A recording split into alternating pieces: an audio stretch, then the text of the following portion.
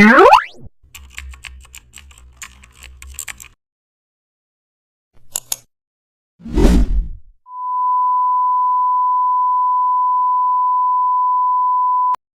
this tutorial, you'll create a compact info pop-up using custom shapes, commonly used for tooltips and quick hints in UI designs.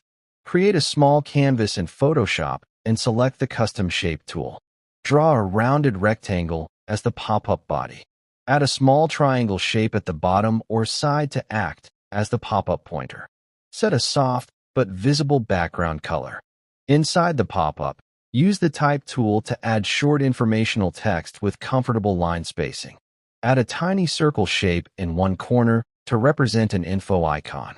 Duplicate the pop-up shape, place it behind, blur it slightly, and reduce opacity to create separation from the background. Zoom out. The pop-up now feels lightweight, clear, and user-friendly.